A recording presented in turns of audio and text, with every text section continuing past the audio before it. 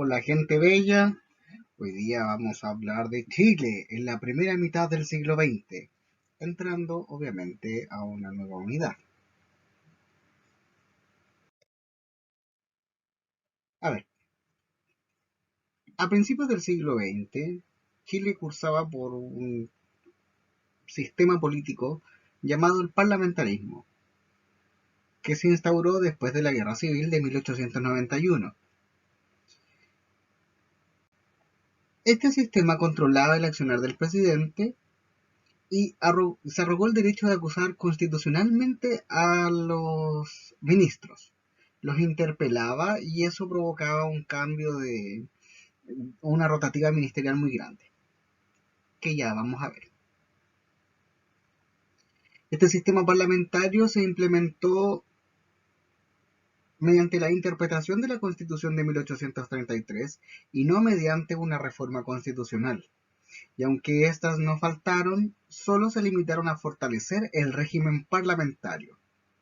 Los ministros de Estado fueron de la confianza de quienes constituían la mayoría del Parlamento. Por lo tanto, el presidente de la República se limitaba solo a nombrarlos. También podemos decir que el presidente de la República durante la época del parlamentarismo era un presidente títere del Parlamento.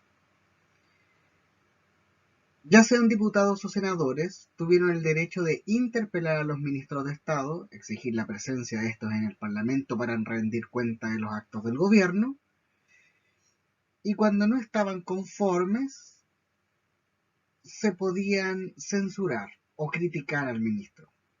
Ahora, si la censura presentada por algunos parlamentarios encontraba acogida y era aprobada por la mayoría del Parlamento, el ministro o el gabinete completo, si se quería, debía renunciar y esto se tradujo en una rotativa ministerial.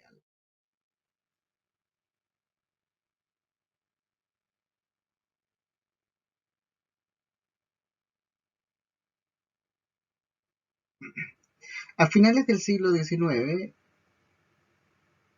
estuvo marcado por un proceso contradictorio de la modernidad. Por una parte, el desarrollo de la economía capitalista llevó a un auge económico y por otra, generó desigualdades. Esto llevó a conflictos políticos y sociales cuyos efectos marcaron el recorrido de Chile durante prácticamente todo el siglo XX y frente a los cuales muchos sectores expresaron su visión crítica del sistema político parlamentario. Los que más se empeñaron en criticar este modelo fueron los sectores medios, que fueron los que se fueron consolidando ya con la sociedad finisecular, ya a final del siglo XIX, y fruto del desarrollo económico de la época, eran una clase social más del país. Poco a poco fue conformando una identidad y participando de la política. Este proceso tomó fuerza con la llegada del nuevo siglo XX, obvio, cuando comenzaron a aumentar en cantidad y a manifestarse a través de diversas organizaciones políticas, estudiantiles y sindicales, con el fin de conseguir espacios en la actividad política y social, dominados hasta entonces exclusivamente por la oligarquía. Valga aclarar que las mujeres también son parte de este proceso de los sectores medios, pero vamos a ahondar en ellas en un par de clases más. Por otro lado, tenemos a los trabajadores y obreros. Estas organizaciones obreras pasaron en las primeras décadas del siglo XX de la ayuda mutua a la búsqueda del cambio social. Lo hicieron enfrentando al sistema político imperante y al empresariado, y apelando en huelgas y protestas por la dictación de leyes laborales y mejores condiciones salariales. Pero ni el Estado ni el Parlamento acogieron sus demandas. Muy por el contrario, más que dar soluciones, las autoridades respondieron con medidas de fuerza y muchas de estas movilizaciones políticas fueron reprimidas con violencia. El ejemplo más claro es lo que pasó en 1907 en la Escuela Santa María de Iquique, donde fueron fusilados cerca de 2.500 personas. Y decimos cerca de 2.500 porque no hay registro de cuántas fueron asesinadas por el Estado.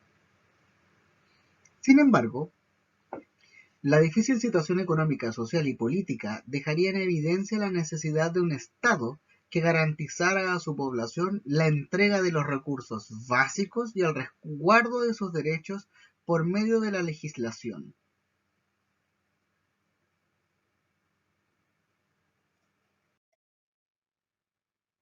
En este contexto social y político, la elección presidencial de 1920 fue una de las más reñidas que se han disputado en Chile, una de las más peleadas. ¿Ya? Por un lado tenemos a Luis Barros Borgoño, por otro a Arturo Alessandri Palma, y el tercer candidato de esa época fue el fundador del futuro Partido Comunista, Luis Emilio Recabarren. Sin embargo, Luis Barros Borgoño y Arturo Alessandri Palma tenían propuestas similares para enfrentar la crisis política en la que vivíamos, con la diferencia de que Arturo Alessandri Palma era un populista. Ustedes saben lo que es populismo porque lo vimos en clases pasadas. Quien logró llegar a la moneda entonces fue Arturo Alessandri, candidato que representó un cambio en la forma de hacer política porque por primera vez se dirigió a las masas, compuestas en su gran mayoría por una clase media, trabajadores y estudiantes.